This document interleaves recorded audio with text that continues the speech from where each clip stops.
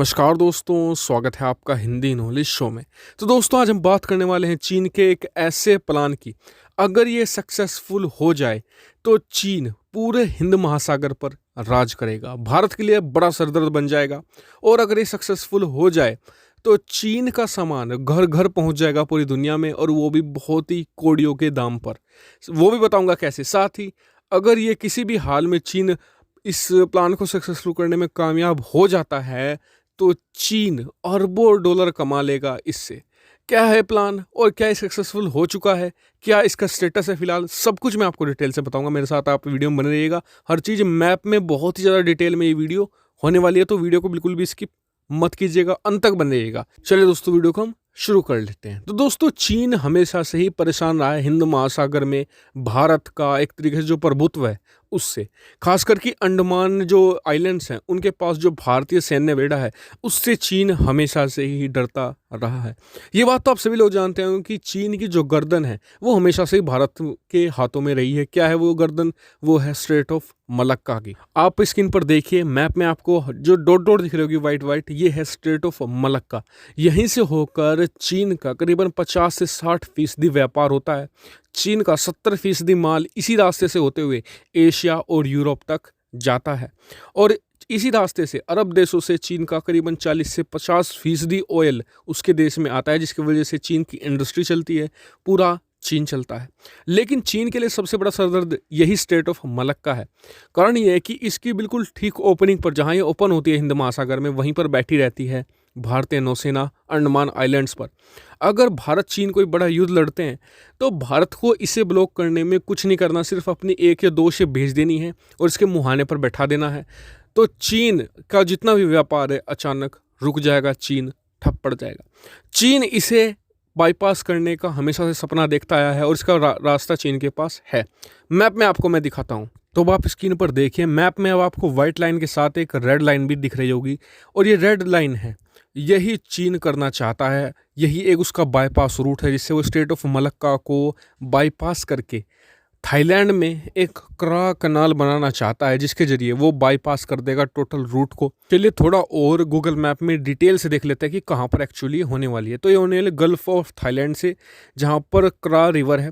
जी हाँ, ये देखिए, ये है क्राबोरी रिवर, और इसी रिवर से बस थोड़ा सा आगे और कैनाल इन्हें एक तरीके से ये रिवर को ही एक्सपेंड कर देना है, और इस क्रा रिवर से होते हुए ये सीधे गल्फ ऑफ थाईलैंड में एक रास्ता निकाल देंगे, जहाँ से चीनी नौसेना और चीनी जो गुड्स हैं यानी सामान है, या फिर जो चीन का जाने वाला क्रूड ऑयल है, वो यहाँ से बड़ी आसानी से होकर जाया करेगा, और इससे स्ट्रेट ऑफ मलक्का को पूरी तरीके से बाईपास कर देंगे। बात कर लेते हैं इससे चीन को होने वाले फायदे के बारे में। तो सबसे पहले आर्थिक तौर पर इससे चीन को क्या फ़ायदा होगा। आर्थिक तौर पर देखिए, अभी जो चीन के जो स्ट्रेट ऑफ मलक्का से होकर जाने वाले शिप्स हैं, उनसे चीन का सामान बहुत ज़्यादा महंगा हो जाता है। जी हाँ, आप सोचते होंगे चीन का सामान सस्ता है, लेकिन ये महंगा होकर ही आता है। कैसे?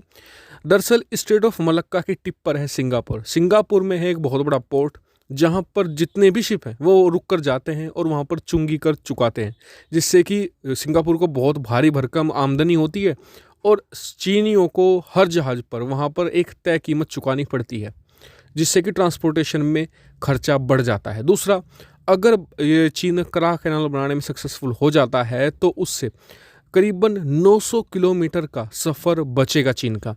2 फायदे होंगे इससे। एक तो सामान जल्दी पहुंचेगा, दूसरा सामान की ट्रांसपोर्टेशन की कीमत में कमी आएगी, जिससे कि ओवरऑल चीन का सामान काफ़ी सस्ता हो जाएगा।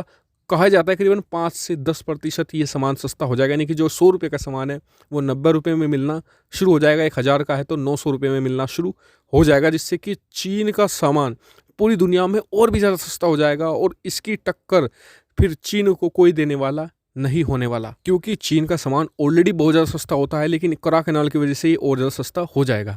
दूसरा फ़ायदा चीन को होगा, और ज़्यादा पैसा कमाया जाएगा इसके जरिए। देखिए, चीन को इसमें बनाने में काफ़ी खर्चा आएगा, लेकिन इससे वो अरबों डॉलर कमा भी लेगा।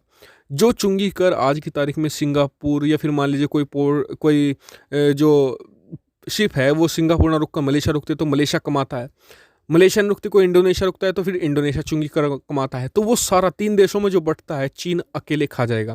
थाईलैंड को थोड़ा बहुत पैसा देगा, लेकिन वो जितना भी चुंगी करे, क्योंकि सभी इसी रूट को अपनाएंगे करा कैनाल को, क्योंकि शॉर्ट पड़ता है, तो चीन उससे भारी भरकम पैसा वसूलेगा। तो यानी कि चीन के लिए डबल प्रॉफिट का एक सौदा है।